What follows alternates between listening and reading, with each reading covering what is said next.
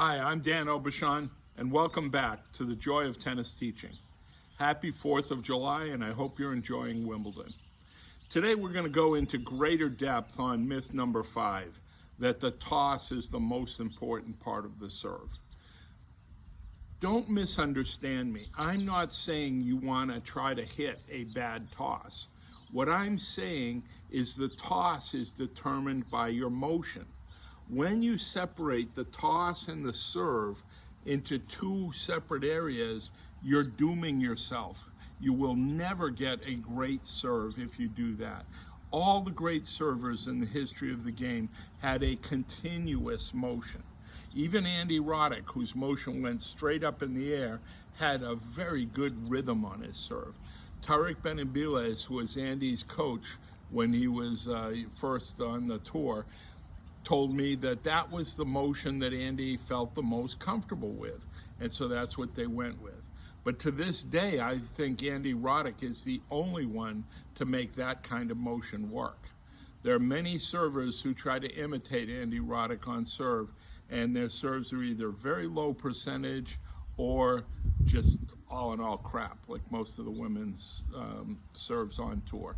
So let's go through again. What I'm talking about is the serve is a coordination trick.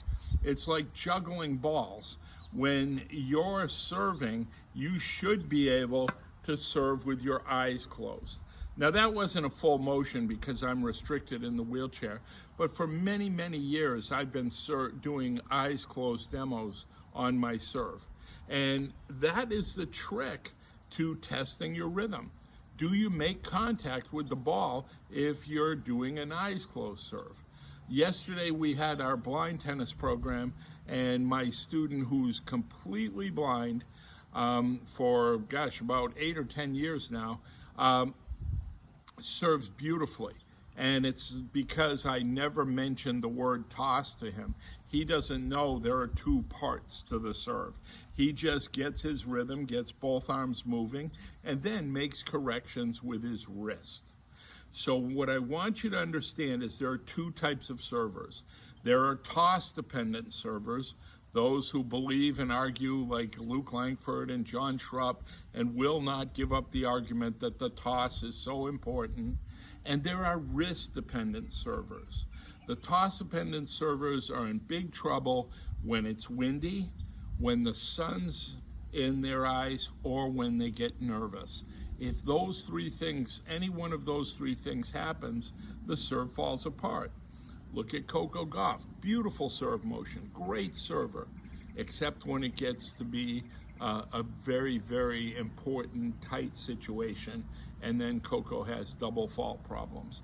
And I believe she can't get out of the double fault problems because she's been taught that the problem is all about her serve, her toss, and she starts thinking about the toss, and then she's dead in the water. So Coco, if you or your coach or your father want to give me a call, I can fix your serve and your confidence in your serve in a very short time.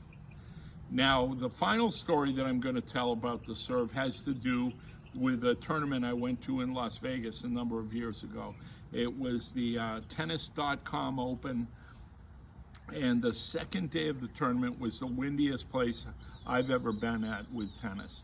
I've heard some horror stories about South Africa and different places, but that day too in Vegas was shockingly windy. I was having trouble holding myself in my seat.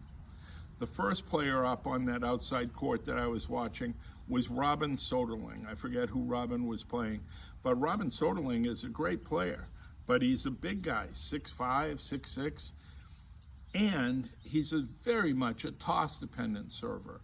It was ridiculous watching this match. Robin Soderling served serves that went into the court on his side. He swung and missed 2 balls. He just had the worst time ever, and he was not very happy about it and lost the match in record time, I think. But it was because he couldn't serve. Now I looked at the schedule, and the next player up was 6'11" Ivo Karlovic. And I thought, oh, this is going to be interesting. Karlovic tosses the ball up, it's going to blow over the fence before he has a chance to swing at it. But Ivo's a wrist-dependent server. Evo tossed the ball very, very low and shortened his arm motion and hit it just using his wrist.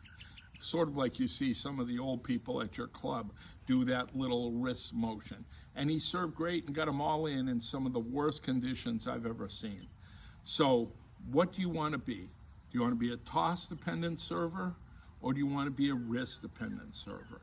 If you're toss-dependent, go ahead and separate it. But I guarantee you, those guys on ESPN who keep talking, guys and gals, who keep talking nonstop about how important the toss is, they were all great players, and they never once, not once, thought about the toss at the time they were hitting their serve. You just can't do it. Try it now at home. Try thinking about your left hand going up and then thinking about your right arm going around at the same time. You can't do it. You cannot hold two different thoughts in your mind at the same time. So learn a continuous, relaxed motion, learn to depend on the wrist, and make the toss go to where your swing is, not the other way around, not trying to swing for the toss. So I know some of you out there are going to buy this, but as Peter Burwash used to say, you can accept what I'm saying, or you can stay stuck at the level you're at now and never improve. Good luck, and I hope all of you will go out there and enjoy serving.